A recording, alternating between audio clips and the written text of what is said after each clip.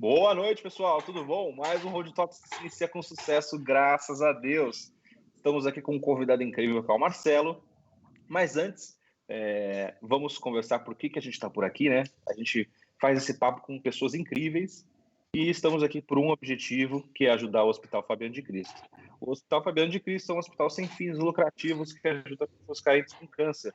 Ele está precisando da nossa ajuda, né? Quando fundamos o podcast, ele veio. A gente criou com esse objetivo de conversar com pessoas inspiradoras e ajudar o hospital. Aqui no seu cantinho embaixo, você está vendo uma chave Pix. Então, faça a sua doação ali pela chavezinha Pix, em qualquer aplicativo de banco. No cantinho direito, tem dois QR Codes. Um QR Code escrito PayPal, que é um QR Code para você fazer a sua doação por cartão de crédito ou débito. É só você pegar a sua câmera e escanear aqui. E a gente também somos um podcast moderno, aceitamos criptomoedas como forma de doação. Então, se você tem Bitcoin, aqui no cantinho direito tem o quadradinho para você escanear e fazer sua doação por Bitcoin, tá bom? E isso é muito moderno para mim, não vai dar, tá tudo certo, me ajuda aí, não tem problema. Aqui embaixinho, na descrição do vídeo, tem um link que você acessa e consegue clicar em todas as opções para você fazer a doação. TED, DOC, não importa, nos ajude aí com qualquer valor, certo? E eu estou sem grana, pelo amor de Deus, me ajuda. Não tem problema, nos ajude a compartilhar esse papo com o maior número de pessoas para que a gente alcance aí o maior número de pessoas, compartilhe com a família e com amigos, tá bom? Então vamos lá, que eu estou super empolgado para fazer esse papo. Tarek, tudo bom? Você está bem? Tudo bem, queria agradecer ao Marcelo por ter aceitado o convite, parar o tempo valioso dele, que eu acho que é o bem mais valioso que a gente tem ao nosso tempo, então ele parar esses minutos aí para falar conosco a gente fica imensamente grato e um prazer estar conversando com ele. Boa, Marcelo, tudo bom? Você está bem? Tudo bem, Ian, tudo bem, Tarek? Eu que agradeço vocês aí pelo convite, pela oportunidade de estar com vocês aqui, principalmente pela causa nobre aí de vocês. Achei super legal a iniciativa que vocês tiveram e continuar, né? A continuidade desse trabalho que é bem interessante e super importante. Show, obrigado. Marcelo, a gente gosta de começar pelo começo, cara. Hoje você é CEO você é CEO da Stefanini, né? Uma grande empresa de tecnologia. Mas como que tudo começou assim? Conta um pouquinho da sua trajetória aí pra gente. Você quer que eu conte? Bom, tem bastante para contar. Vai ficar um programa inteiro. Não, tô brincando. Vamos lá. Eu vou contar do começo. Já que você quer do começo, eu vou contar do começo. Eu sempre fui um cara que eu sempre fui um cara que eu gostei de trabalhar. Acho que trabalhar nunca foi um sacrifício para mim, né? Eu sempre fui um cara que eu batalhei muito, até porque eu venho de uma família de classe média baixa, né? Estudei em escola pública minha vida inteira, tive que trabalhar depois para pagar a faculdade, mas desde os 14 anos eu trabalho, registrado desde os 15 anos. E aí eu tive um período da minha vida que eu fui para o Exército na época aí de alistamento militar, eu fiz CPUR, acabei tendo a oportunidade de voltar como oficial do Exército, passei um período aí, como quase 6 anos, entre as diversas patentes aí que eu tinha a oportunidade de galgar ali, até porque eu era um oficial temporário, né? Eu não era oficial de carreira. Mas aquilo para mim foi talvez a origem mais importante aí, porque ele me deu muita base para o que eu tenho hoje, né? Eu gosto muito de falar que a minha origem, apesar de eu ter começado antes, alguns anos antes, a minha origem mesmo ela foi essa formação que eu acabei tendo de muita disciplina, muita dedicação, aprendi muito a lidar com pessoas naquele momento, porque vocês devem imaginar, vocês são jovens aí, se não passaram, tiveram perto aí, é uma vida onde você recebe anualmente jovens, né, que a maioria deles não queriam estar lá, né, não são voluntários. Então você tem que formar, ainda mais que eu era um oficial de infantaria, você tinha que formar o cara o cara que veio completamente cru para ele estar minimamente preparado para uma possível intervenção em caso de que houvesse uma necessidade de defesa do país em algum momento, etc. Esse é o principal propósito, e principalmente na arma que eu estava, na posição que eu estava. Eu fui primeiro tenente, e no ano que eu ia sair capitão, eu acabei sendo meio que obrigado a sair por uma mudança na lei do oficial temporário. E aí eu caí de paraquedas no mercado de tecnologia, né? Literalmente caí de paraquedas, foi um convite de um amigo meu, um cara que servia comigo no Exército, esse sim era um oficial de carreira que acabou saindo, e me convidou na época da reserva de mercado para ser gerente de compras numa empresa de tecnologia. Eu não conhecia nada de compras, não conhecia nada de tecnologia e pouca experiência na vida corporativa. No final das contas, acharam que, depois de 2 meses fazendo um curso ali, acharam que eu tinha perfil para vendas. E aí começou a minha vida profissional e a minha carreira, né? Até hoje, aí eu comecei... Isso foi no início da década de 90, onde eu comecei vendendo computadores, depois sistemas computacionais maiores, numa empresa brasileira da época da reserva de mercado, que fabricava com os primeiros 386 e 486 no mercado. Depois acabei indo para outros fabricantes, tive uma oportunidade e uma vontade que eu acho que muitos jovens também têm de montar o seu próprio negócio, né? Eu falei, poxa, eu vou receber uma oportunidade, receber um convite de um empresário na época para ser sócio dele em São Paulo e falei, pô, que risco eu tenho, né? Eu vou entrar num negócio desse aí sem pôr dinheiro, só com o meu trabalho. Pô, o máximo que pode acontecer é eu voltar do zero de novo. Grande erro da minha vida, né? Porque a empresa quebrou depois de 6 anos, mas quebrou feio, né? Eu tive que responder processo de falência na época, etc. E eu não sabia que dava para ser negativo também, né? Não voltar do zero, e eu voltei do menos alguma coisa, né? Então, foi um momento difícil da minha vida, mas isso me fortaleceu muito. Depois eu acabei passando por algumas outras empresas, até em 2001 entrar na Stefanini, né? E aí a minha carreira na Stefanini começou. Eu entrei como gerente de negócios na época, ou mais conhecido como vendedor também, era o nome que a gente dava para um comercial, gerente de célula, né? Trabalhava na unidade de Jaguariúna, que eu morava em Campinas naquela época, porque quando eu fui para o Exército, eu acabei indo para Campinas e me apaixonei um pouco pela cidade. Eu sou de São Paulo, né? E acabei vivendo em Campinas muito tempo. E fiquei na Stefanini, ali em Jaguariúna, de 2001 até o início de 2004, quando eu recebi não foi exatamente um convite, e sim uma oportunidade apareceu aí dentro da Stefanini de eu mudar num movimento lateral, mas um movimento para outro país, né? E aí eu fui em Caramba! 2004, eu fui em 2004 para o México e acabei inicialmente sozinho lá. Minha família ficou em São Paulo, continuou em Campinas. No final do ano eu levei a família para lá. O objetivo inicial era ficar 2 ou 3 anos para entender por que aquela operação que já existia há 3 anos não andava bem, não dava lucro, não crescia.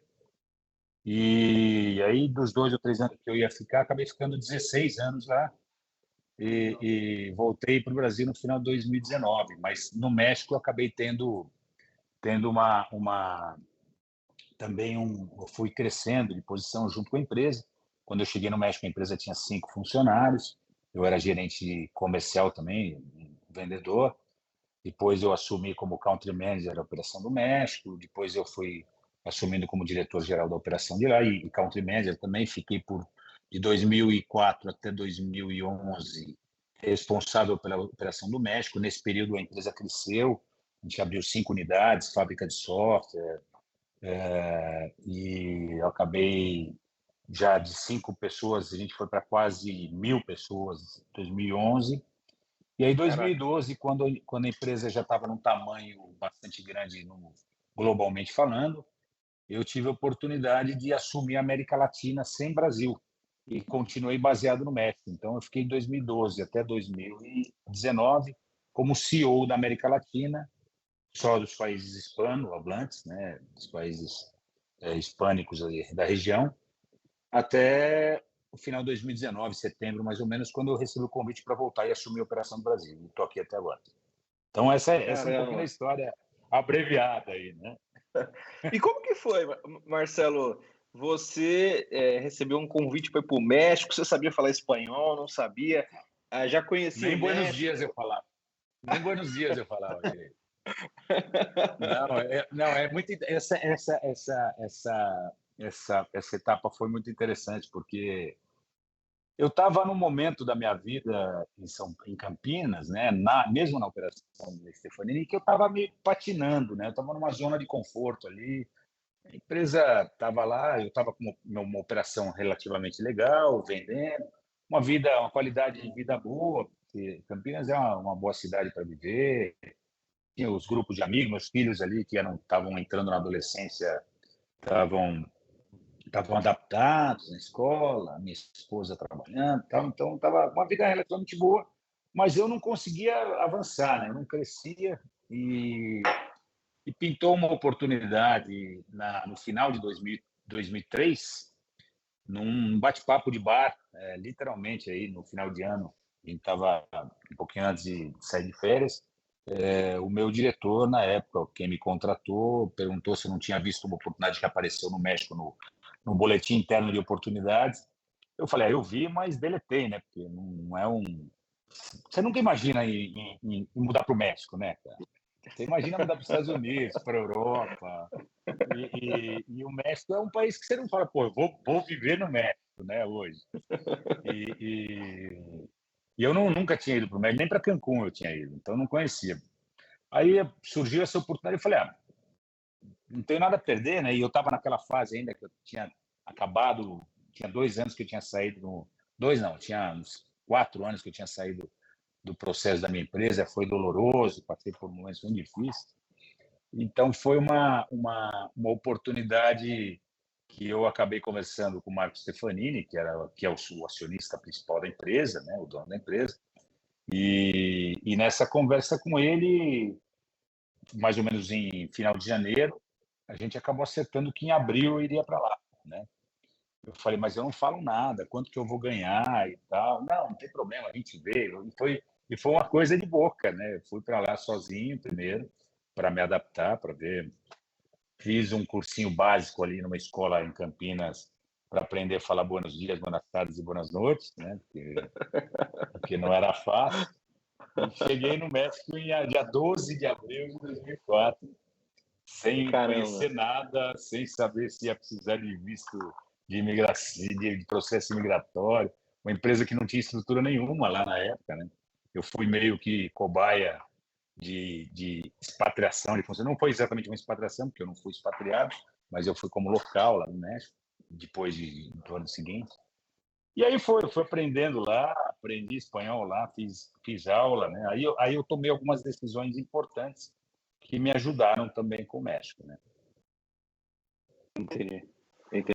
Mas foi, desculpa, Tarek, foi interessante porque as decisões que eu tive que tomar naquele momento, de onde eu ia morar com a minha família, de fazer curso particular, fazer aula particular de espanhol diário, me dedicar muito a conhecer a cultura mexicana, conhecer as pessoas. Eu gosto muito eu gosto de moto, na época eu fazia taekwondo, então eu participava de campeonatos de taekwondo, voltei a treinar lá e tal. Então foram coisas que eu adoro viajar de moto, né? Então acabei entrando em grupos de moto lá e outros grupos que tinham muitos mexicanos. Nós tomamos uma decisão de não viver não morar em regiões onde só tivessem estrangeiros, e sim morar em regiões onde viviam predominantemente mexicanos.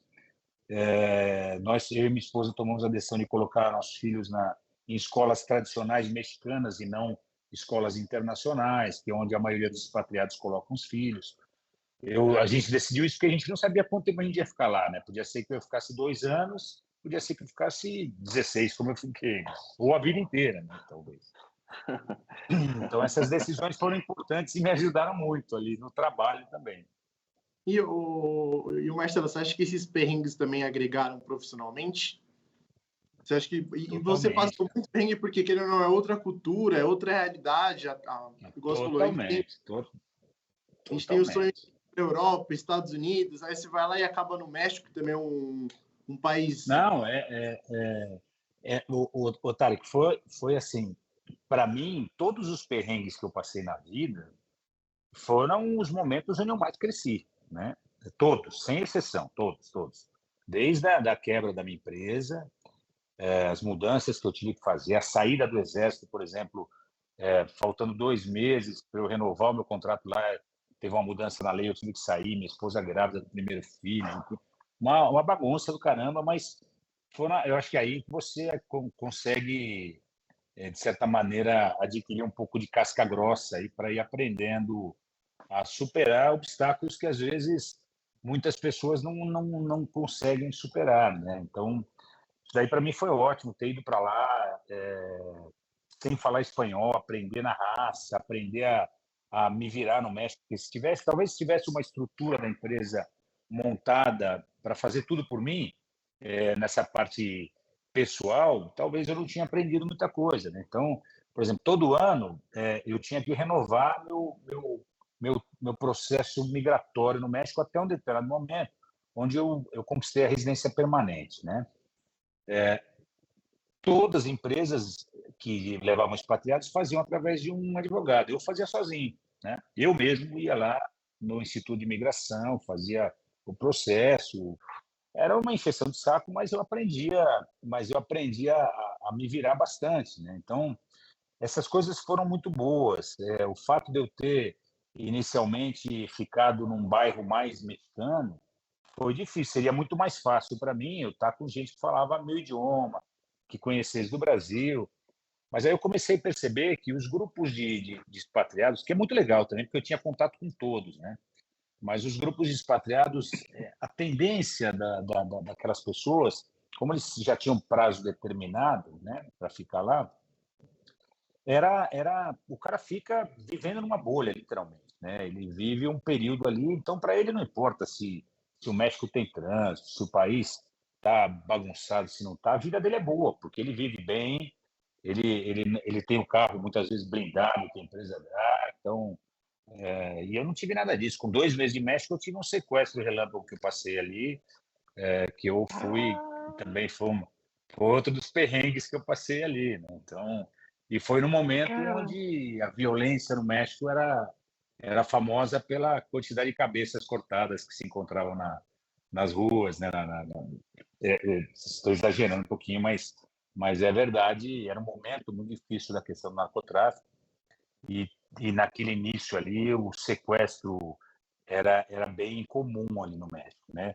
O Brasil também passou por isso, mas lá foi um momento difícil e eu 2 meses de México, tô pegando táxi, eu ainda não tinha carro, né? Porque a empresa não tinha dinheiro lá no México para comprar carro, nem fazer crédito, nem nada. Então eu pegava muito táxi na rua e todo mexicano, sem exceção, me falava que eu não devia pegar táxi na rua. Falava que por quê? eu devia, porque era perigoso. Tinha muito táxi clandestino, tinha muita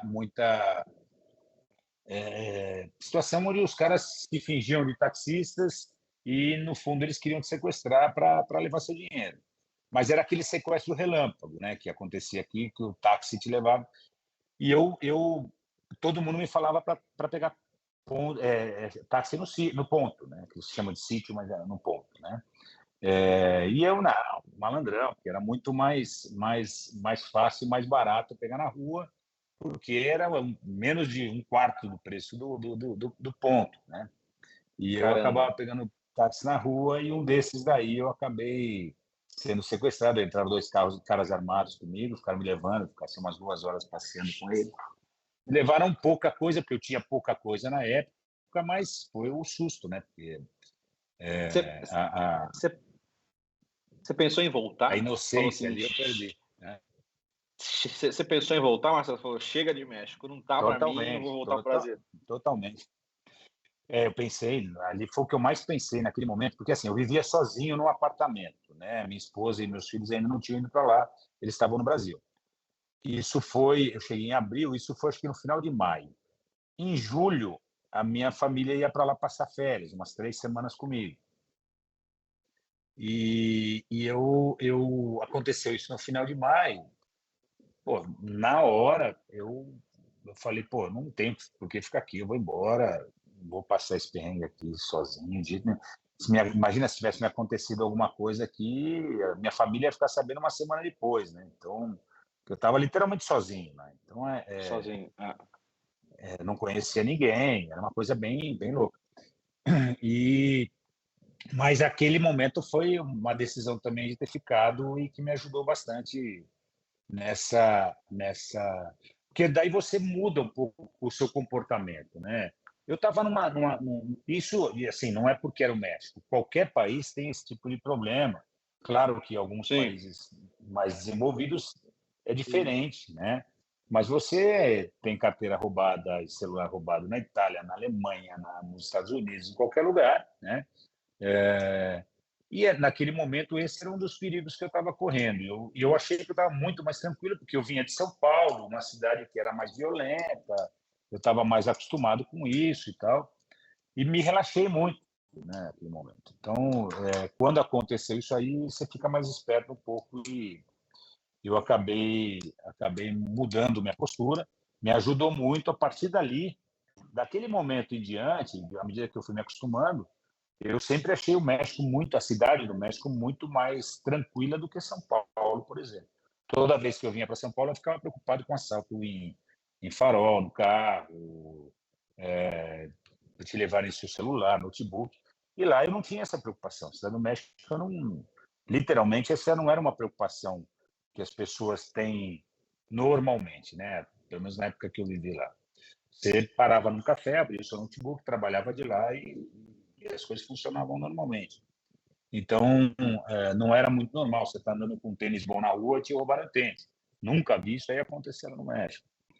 Então, a não ser que você fosse para a periferia, é diferente. Né? Você vai andar na periferia, mas aonde a gente circulava normalmente, no dia a dia, trabalho, etc., o pessoal, isso aí não era uma coisa muito comum de acontecer. Então, você vai aprendendo a lidar com as coisas, vai aprendendo onde você pode ir, onde você não pode ir. Mas isso em qualquer lugar, né? Acho que acontece com todo mundo. E sim, sim. o Marcelo, qual que foi mais difícil, a decisão de ir ou a decisão de voltar? Porque depois que eu já estava 16 anos. Boa pergunta, Thaís. Boa pergunta. Eu acho que a decisão de voltar foi mais difícil. A decisão de voltar foi mais difícil. Obviamente, foi uma decisão importante na minha vida profissional e pessoal. Ela foi boa, assim, depois de 16 anos, você já tem raízes no lugar, né? Então, não tem como, né? Meu filho, por exemplo, meu filho mais novo continua morando lá, né? Ele, Caramba. ele, ele se formou em gastronomia lá no México, né? E tem uma namorada, uma mulher, na verdade, mora com ele, a esposa dele. Os dois são chefes de cozinha, sempre trabalharam com gastronomia, mas eles têm uma vida mais desapegada, né? Eles vivem mais no mundo, né? Eles passaram 3 anos pelo Sudeste Asiático de mochileiro, viveram um ano e pouco na Índia. Para a profissão dele ajuda também e possibilita ele estar nessa situação. Então ele Uhum. acabou ficando lá e eu tinha apartamento ali no México, tem uma série de coisas que eu já estava estabelecido, né? Apesar de que naquele momento que eu recebi o convite para voltar, eu minha esposa estava um pouco chateada, vamos dizer assim, porque ela estava, a gente tinha ficado com aquela sensação que é chamada de ninho vazio, né? Os meus filhos, eu tenho um filho de 33 anos e outro de 30 hoje, né? O meu filho mais velho, ele tinha voltado para o Brasil, porque ele trabalha numa empresa que trouxe ele para cá também de volta, né? Ele já tinha um ano antes da gente voltar, ele tinha voltado para cá. O meu filho mais novo tomou a decisão de viajar de mochileiro, vendeu tudo que ele tinha e foi viajar de mochileiro. Então, ele saiu do México naquele momento. Hoje ele voltou, mas ele saiu do México naquele momento. Então ficou basicamente eu e minha esposa. E ela começou a sentir falta de estar mais próximo da família dela. Nós nunca fomos assim tão apegados a viver próximo da família. Nunca foi o nosso problema. Mas ela começou a sentir falta, que ela estava perdendo um pouco desse convívio com os pais, com os irmãos e tal. E aí, quando eu recebi o convite, foi legal. A gente acabou aceitando, mas largar o que a gente tinha lá, largar, assim, deixar tudo, porque eu tive que mudar relativamente rápido para cá, né? Não foi muito fácil a decisão, não. Acho que foi mais difícil do que ter ido para lá. Para ir para lá foi difícil pelo incerto, né? Pela insegurança, por você não conhecer uma coisa. Eu não conhecia o país, não conhecia o mexicano trabalhando, não sabia onde eu ia morar, não sabia como é que é. Eu não sabia nada, né? Eu não sabia o que eu ia encontrar lá. E aqui eu já sabia um pouco mais, né? Eu sabia que o que eu ia a responsabilidade, inclusive aqui, era muito maior, porque é uma operação muito grande aqui no Brasil. Então tinha uma série de coisas que tornaram essa decisão um pouco mais difícil. Mas depois que você vem, é tudo mais fácil. O ser humano tem a capacidade de se adaptar rápido e fácil às coisas, né? Não tem jeito. Boa. Marcelo, indo um pouquinho pela onda da Stefanini, fala um pouquinho da empresa para a gente. O que é a Stefanini, o que ela faz? É uma empresa gigante, né? Já tem mais de 35 anos, enfim, compartilha um pouquinho com a gente. A Stefanini, ela tem 36 anos de fundação, ela foi fundada pelo Marco Stefanini, na época na casa dele, né, junto com a esposa dele.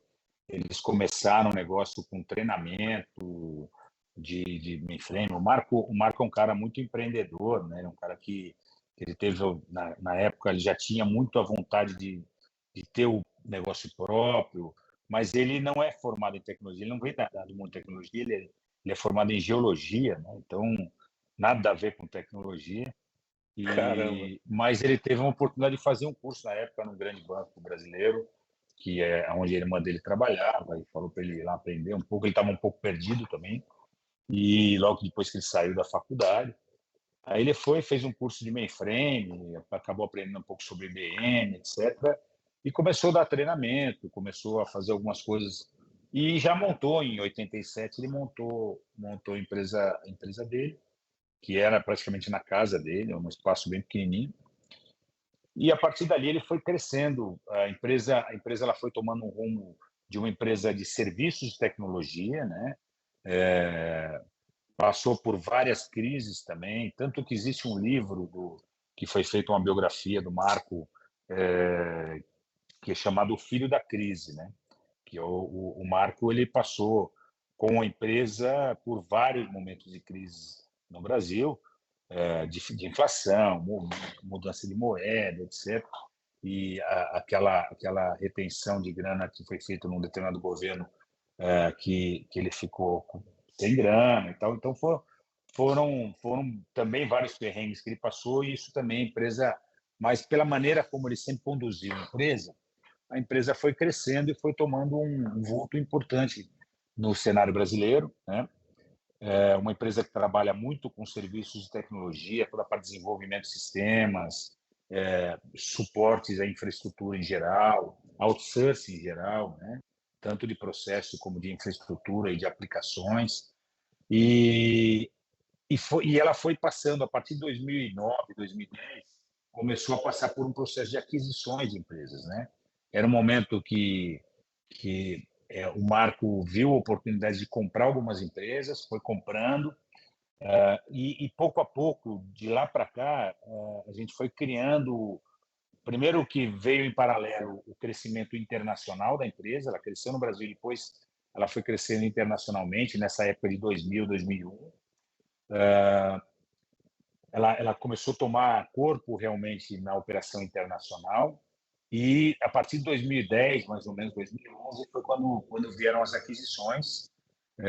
Várias aquisições foram feitas, num primeiro momento para ajudar no crescimento, mas já num segundo momento visando criar um ecossistema de empresas que pudessem ajudar a trazer conhecimentos de negócios para os nossos clientes, né, para a gente poder melhorar a nossa oferta de serviços e ajudar na transformação de negócios dos nossos clientes. usando a transformação digital para isso, né? Hoje, a Stefanini é uma empresa que está presente em 41 países, são mais de 32 mil funcionários, e mais de 30 empresas que fazem parte do grupo, né? E a gente hoje tem um grande ecossistema, né? Tanto com as empresas do grupo como com startups, com parceiros, grandes parceiros do mercado, etc., onde a gente leva, usando a tecnologia, leva a transformação, ajuda na transformação dos negócios dos nossos clientes, com a transformação digital, transformação cultural. Esse é o nosso nossa grande oferta, nosso grande objetivo hoje. É uma empresa de tecnologia que leva a transformação digital para os nossos clientes, usando tecnologia para isso, né? E Caramba. o Marcelo, me tira uma dúvida. Assim, quando a gente fala de tecnologia, atualmente, a gente não falar de chat GPT é assim, não tem como. Você acha que o chat GPT, o chat GTP veio para ficar? Você acha que vai impactar a empresa Stefanini? Não necessariamente, ele só vai agregar? Porque, querendo ou não, é uma tecnologia que está vindo, que vai mudar o mercado em geral, principalmente na parte de tecnologia, não só de tecnologia, mas outros segmentos também. Qual é o impacto que você vê nisso na Stefanini? O Tarek, vai mudar sim, na verdade já está mudando, né? Eu acho que, apesar de ser relativamente novo, o ChatGPT ele veio para ficar, na minha opinião, é a grande onda que vem agora. Eu acho que depois do advento da internet, né? Eu acho que o ChatGPT, eu acho que a LLM, né? Na verdade, que é a inteligência artificial aí, mas de uma forma muito mais estruturada, né? E o ChatGPT é uma delas. Ele vem para ficar.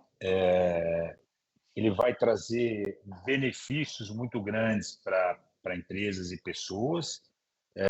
Traz mudanças importantes, né? Esse negócio também de que vai acabar empregos, etc. Não, acho que muita coisa vai ser reorganizada, vamos dizer assim. Acho que vai ter muita adaptação. Atividades que são mais braçais em termos de coisas mais processuais, transacionais, né? Aí sim vai ter um risco muito grande, né? E o ChatGPT vem com uma força muito grande para ajudar. Então, a parte jurídica, por exemplo, vai sofrer bastante, mas também, por outro lado, tem oportunidades muito grandes. Nós mesmos, dentro da Stefanini, nós temos empresas que ajudam nesse processo de jurídico.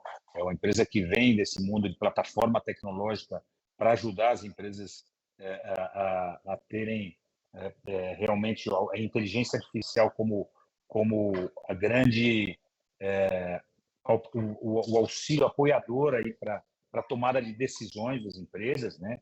E o ChatGPT ele vem cada vez mais forte para isso, e nós temos ofertas já hoje com o ChatGPT embutido. Então isso daí é muito importante, né? Algumas ações, por exemplo, onde a gente faz atendimentos, tanto no que a gente chama de BPO, que é o Business Process Outsourcing, como no ITO, que é o outsourcing de infraestrutura, como o Service Desk, etc.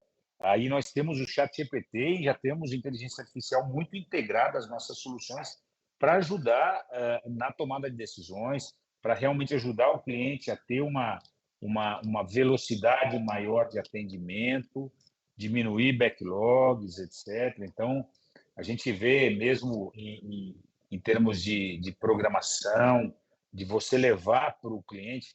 A gente tem trabalhado muito com o chat GPT para, dentro das nossas ofertas, ter uma melhor, um maior valor agregado para o cliente, né? E aumentar a produtividade dos nossos clientes também. Tá? Então, a gente vê hoje como uma grande... E no mundo em geral, a indústria de saúde, algumas indústrias são impactadas diretamente por isso. Né? Então, call center, contact center em geral, porque primeiro veio o chatbot, né?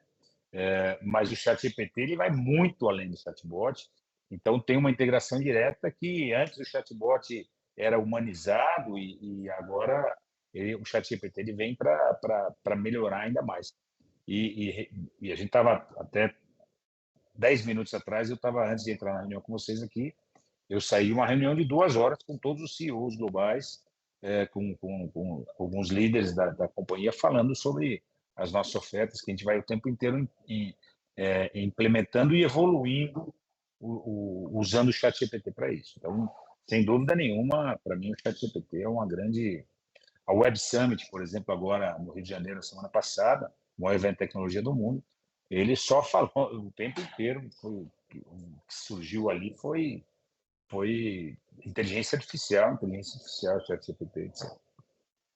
Você acredita que ela veio para, de fato, substituir o homem ou não, Marcelo? Porque a gente vê, por exemplo, você não acredita nisso? Não, eu não acredito. Eu não acredito porque nada substitui o homem. Eu acho que, na verdade, por exemplo, quando você tem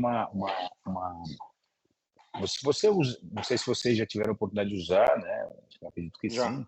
Você usando, você coloca algumas coisas para o ChatGPT, ele te devolve com informação. Vou dar um exemplo muito simples. Você pede para montar um e-mail de um convite de aniversário, né? Uma festa, você quer dar uma festa no dia tal para tantas pessoas e você quer que esse convite seja informal, vai ter uma pitada de alguma coisa. Ele te devolve da maneira como você pediu, só que se você não avaliar, se você não fizer uma boa análise daquilo que vai sair de uma coisa muito básica como essa, né? Você está correndo um risco de soltar alguma coisa que... Porque ele está muito aberto, né? Na verdade, existem hoje formas de você fazer dentro de ambientes mais privados e se não, a base do que é lançado para fora, ele volta como sendo a base que foi autoalimentado da inteligência artificial que vem ali. Então, você tem que fazer análise. Então, eu acho que as funções mais seniors, né, elas não perdem nunca a importância dentro das empresas, ao contrário, elas vão ganhar mais importância.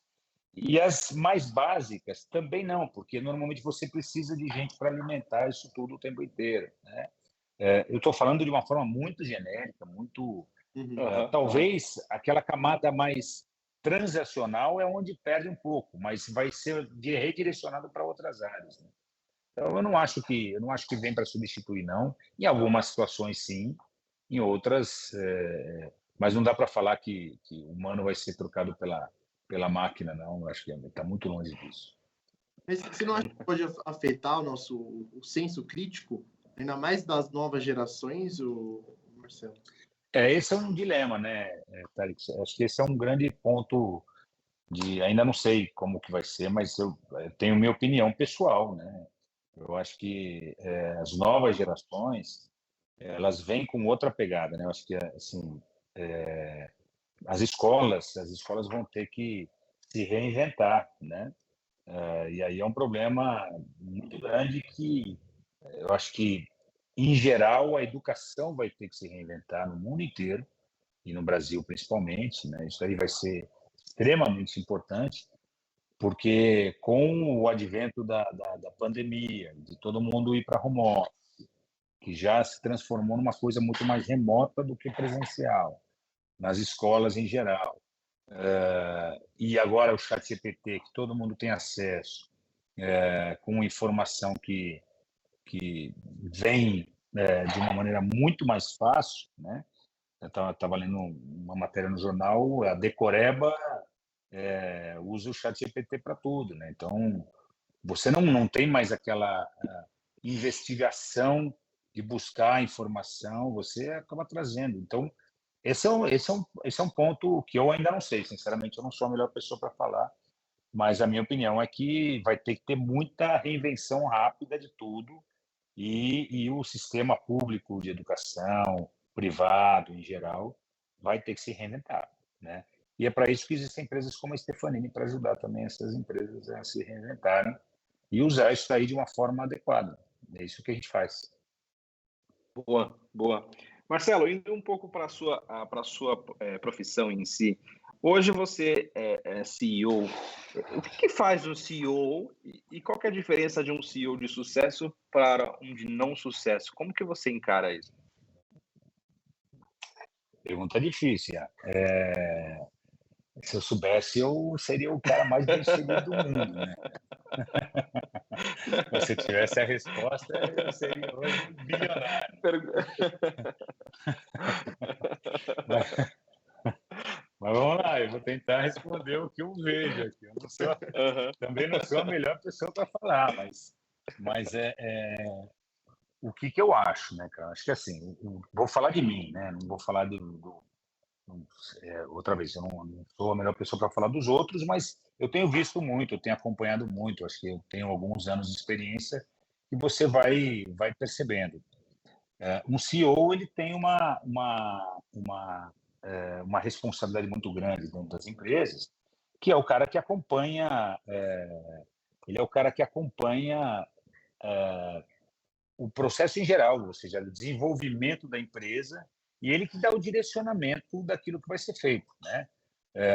Normalmente o CEO ele não é o cara que está o tempo inteiro no dia a dia, no detalhe de tudo, né?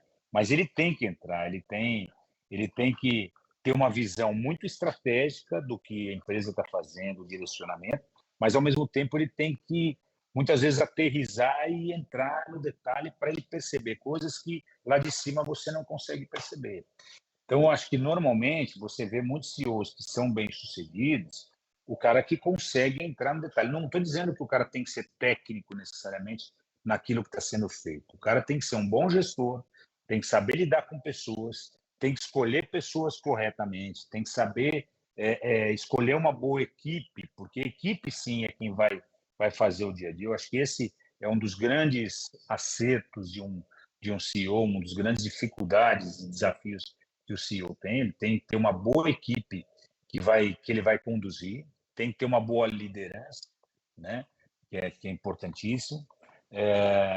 E, ao mesmo tempo, ele tem que ter uma sensibilidade de poder perceber quando as coisas não estão indo bem, né? Porque quando está tudo indo muito bem, é fácil, né? Mas, assim, normalmente você não percebe que algumas coisas podem não estar indo tão bem, você acha que elas estão indo bem. Então, por isso que é importante, eventualmente, você fazer. A gente brinca até aqui na empresa, né, que é importante a gestão helicóptero, né? Você está ali de repente, você dá uma aterrissada, uma baixada ali para olhar de perto para ver o que está acontecendo. Aí você sobe de novo, aí baixa para olhar de perto o que está acontecendo. Então, eu gosto, por exemplo, muito de estar ouvindo as pessoas, né? Eu tenho o costume eu viajo bastante também pelas operações da empresa. Quando eu estava na América Latina, eu viajava muito pelos países que eu administrava, né, que eu gerenciava. E na ponta, escutar as pessoas, fazer um bate-papo. A gente tem costumes, toda vez que eu vou para alguma operação nossa, seja no Nordeste, seja no Sul, Rio de Janeiro, etc., Minas Gerais, a gente faz eventos com profissionais, com o cara que está no dia a dia da operação, né? Não só com o staff de diretores, etc., e sim com aquele analista, com o técnico que está lá na ponta. Então, a gente faz, às vezes, um bate-papo no final do dia, ou um café da manhã, onde vai um grupo de pessoas, ou me reúno com a equipe de recursos humanos, ou me reúno com a equipe de recrutadores, com gestores. Então, eu sempre procuro fazer algum tipo de coisa que eu esteja em contato. É muito difícil. Aqui no Brasil, na minha operação, são 12.500 pessoas. Então, é difícil você conseguir Caramba. falar das pessoas. Hoje, por exemplo, eu já faço desde a pandemia um podcast todo mês, né? Que eu vou fazer hoje, podcast às 6 horas da tarde, que eu entrevisto algumas pessoas, né? E esse podcast vai para todo mundo. É uma maneira que eu também uso para fazer comunicação de algumas coisas para a empresa, né? E está, de certa maneira, próximo.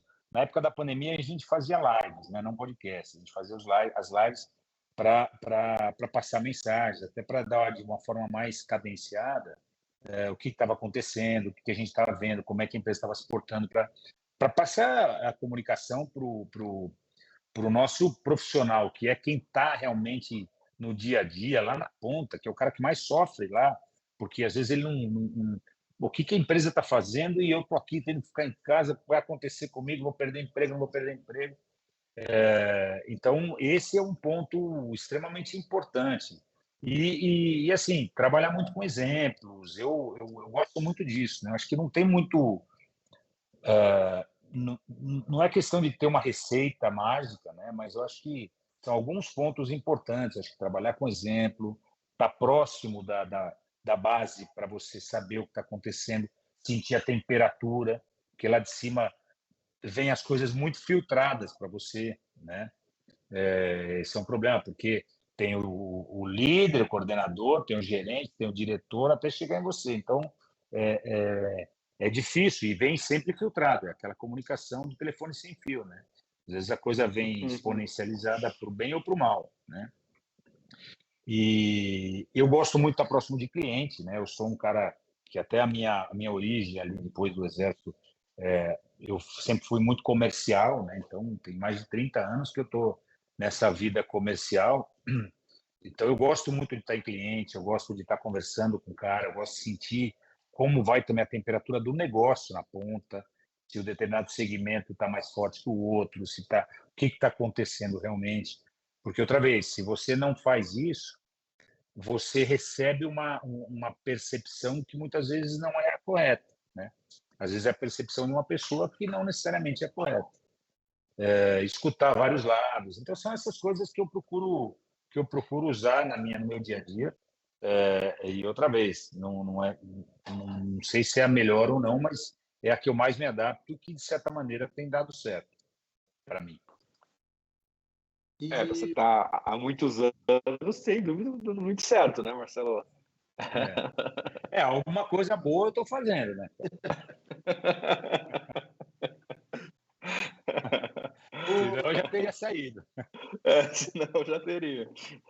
Marcelo, assim, e também você falou que passou por muito perrengue para chegar onde você está hoje.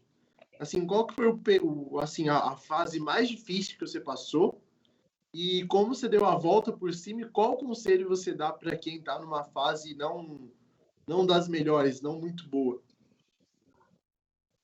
Pô, Tariq, eu já passei por vários perrengues, como eu falei anteriormente, mas assim, eu acho que o maior perrengue, a parte mais difícil profissionalmente falando, foi a época da minha empresa que eu tive esse processo, porque eu era um cara muito certinho, aquele cara que nunca tinha dado um cheque sem fundo na minha vida, nunca tinha feito nada, né?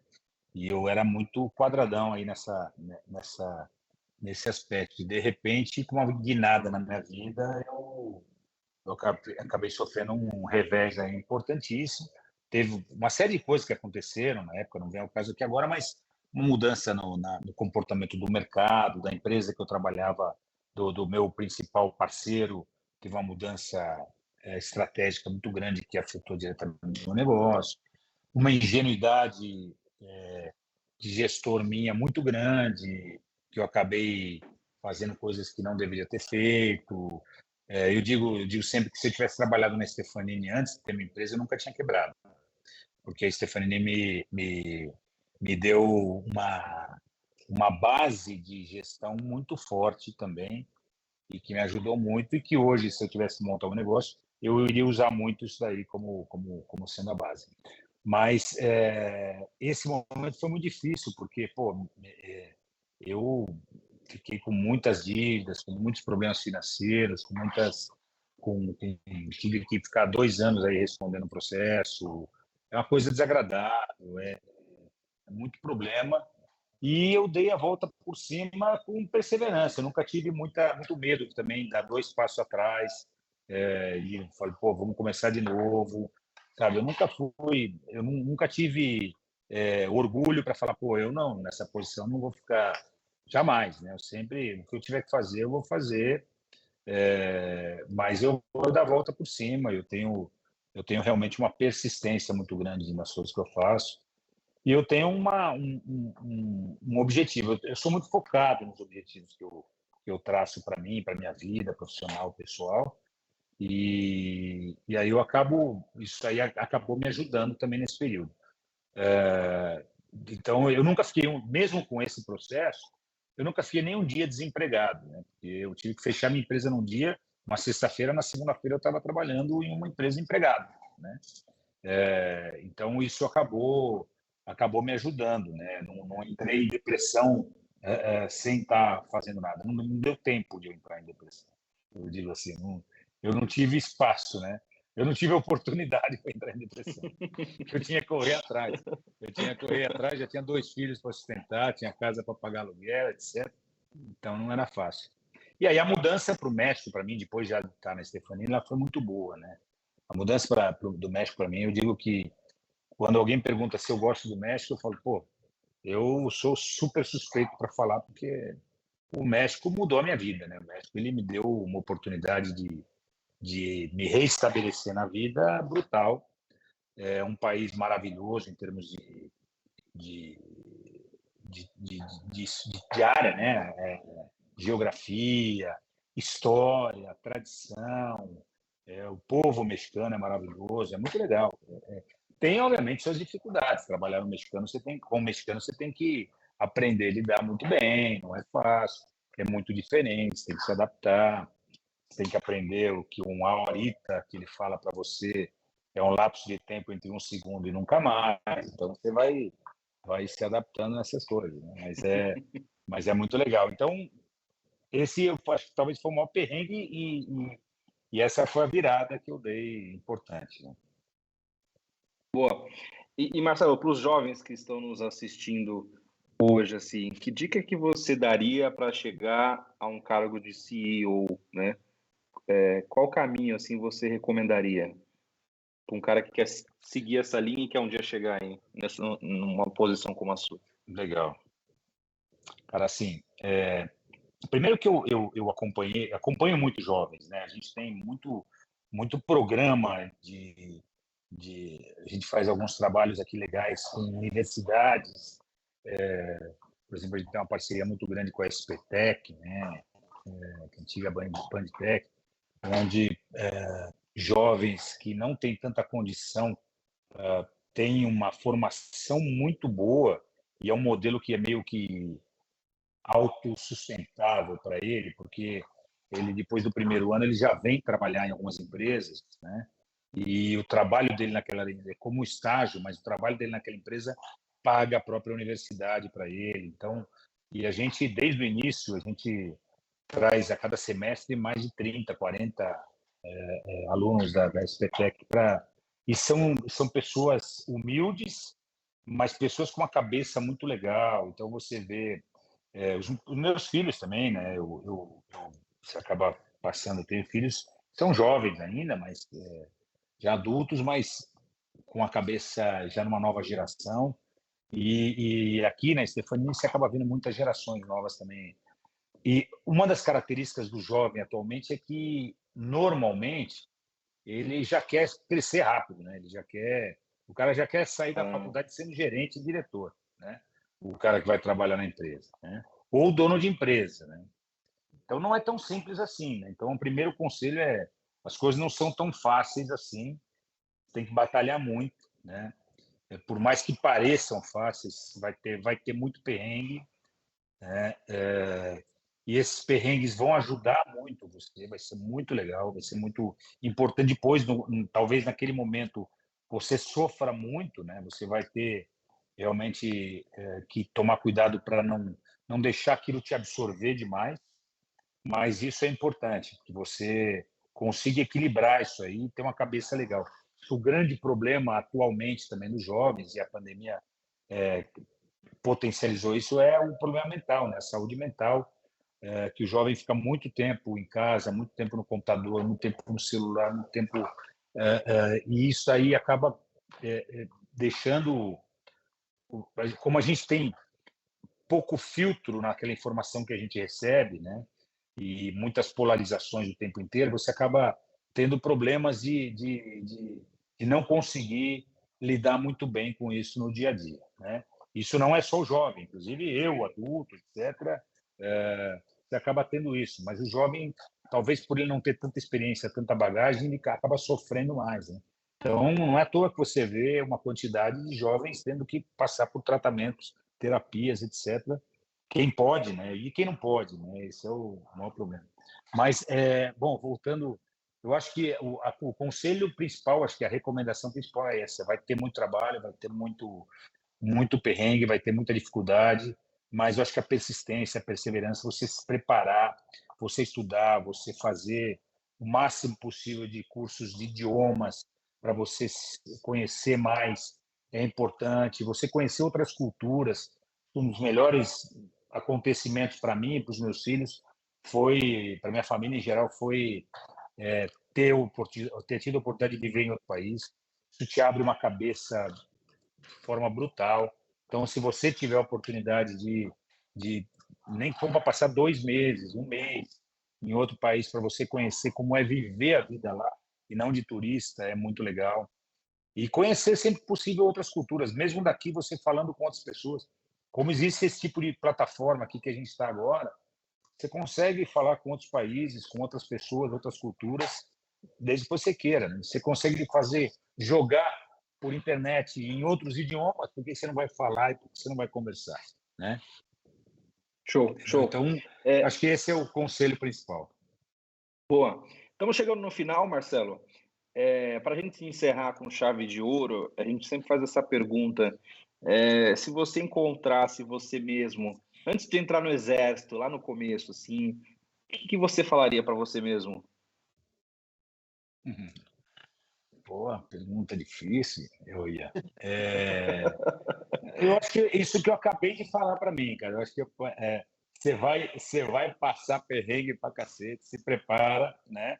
Mas se prepara melhor. Eu falaria isso para mim: se prepara melhor, dedique mais tempo para estudar, dedique mais tempo para conhecer. Eu acho que isso que eu falaria. Eu acho que se tem alguma coisa que eu sinto não ter me dedicado muito mais na época que eu deveria, né? Até porque eu tive que trabalhar logo cedo, a outros idiomas, a ter tido uma boa formação, que para mim também foi sempre muito tumultuada, o exército e eu ter que pagar, etc. Não era muito fácil, ter vindo de escola pública. Então, eu acho que esse era o que eu falaria, né? Você vai passar por perrengue, você continua do jeito que você mas se prepara melhor. Se prepara porque é brava. A briga é brava aí fora. O negócio não é fácil. Boa, galera. Estamos chegando no final. Marcelo, muito obrigado pelo papo, cara. Parabéns pela sua trajetória. Que Eu que incrível. História agradeço, muito Ian. show, show, Cara, show. obrigado, cara. Tarek, Obrigado pelo convite de vocês, viu? Te tamo agradece, junto. agradece imensamente, Marcelo, ter parado um tempinho. Yes. Valeu. Para conversar com a gente. E, galera, não esqueça que as doações continuam no ar. O Marcelo parou o tempo dele, super incrível, contou essa mega história por um objetivo, que é ajudar o Hospital Fabiano de Cristo. Então, você está vendo todas as informações aqui. Nos ajude, qualquer valor é importante para nós, então faça a sua doação. Se você não tem dinheiro também, compartilhe esse papo com o maior número de pessoas possíveis, tá bom? Queria agradecer também imensamente a Aninha e ao Humberto, que não estão aqui fisicamente, mas a Aninha tá nos ajudando aqui por trás das câmeras, então obrigado imensamente. E Marcelo, obrigado pelo papo novamente, parabéns por sua trajetória e desejo aí muito sucesso para você. Obrigado mesmo, cara. Valeu, galera. Obrigado, viu? Um abraço. Falou, galera. Falou, tchau, tchau.